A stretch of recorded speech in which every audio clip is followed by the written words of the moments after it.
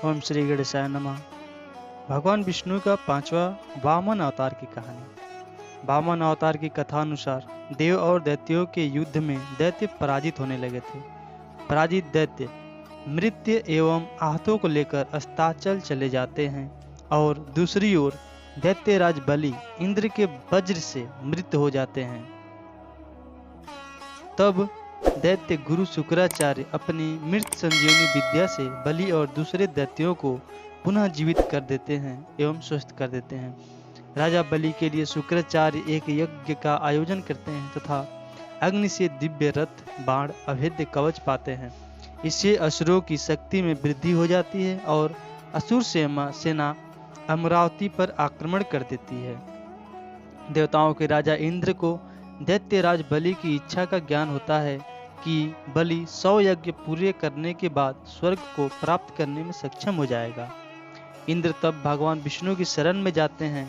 भगवान विष्णु उनकी सहायता करने का आश्वासन देते हैं और वामन रूप में माता अदिति के गर्भ से उत्पन्न होने का वचन देते हैं। दैत्यराज बलि द्वारा देवों के पराजय के बाद ऋषि कश्यप के कहने से माता अदिति पयोव्रत का अनुष्ठान करती हैं, जो पुत्र प्राप्ति के लिए किया जाता है।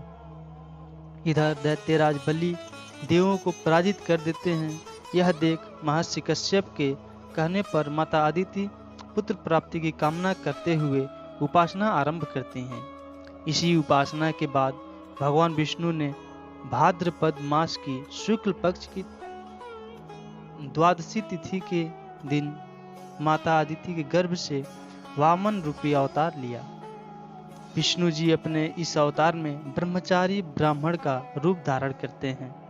महर्षि कश्यप ऋषियों के साथ उनका उपनयन संस्कार करते हैं। वामन बटुक को महर्षि पुलह ने यज्ञोपवीत, अगस्त्य ने मृगचर्म, मारीचि ने पलाश का दंड, आंगिरस ने वस्त्र, सूर्य ने छत्र, भृगु ने खड़ाऊं, गुरुदेव ने जनेऊ तथा कमंडल, माता अदिति ने कोपिन, सरस्वती ने रुद्राक्ष की माला तथा कुबेर ने भिक्षा पात्र प्रदान किए।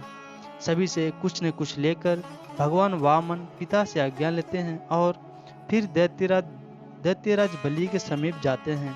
जिस समय वामन राजा बलि के पास पहुंचते हैं, उस समय बलि नर्मदा नदी के उत्तर तट पर अपना अंतिम 100वां यज्ञ संपन्न करने जा रहे होते हैं। वामन अवतार लिए श्री हरि ने राजा बलि से भिक्षा मांगते हैं और भिक्षा में भी 3 पग भूमि। दैत्यों के गुरु शुक्राचार्य को मालूम चल गया था कि ये वामन रूप में भगवान विष्णु ही हैं, इसलिए उन्होंने राजा बलि को मना भी किया। राजा बलि अपने गुरु शुक्राचार्य के मना करने के बावजूद विष्णु को 3 पग भूमि दान देने का वचन दे देते हैं।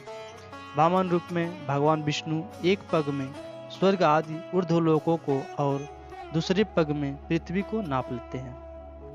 इसके पश्चात ब्रह्मा ने अपने कमंडल के जल से वामन के पांव धोए। इसी जल से गंगा उत्पन्न हुई। अब उनके पास तीसरा पग रखने के लिए कोई स्थान नहीं बचता। यह देख बलि चिंतित हो उठता है कि तीसरा पग रखने के लिए अब वह स्थान कहाँ से लाए, और अगर उन्होंने अपना वचन पूरा नहीं किया तो अधर्म हो जाएगा।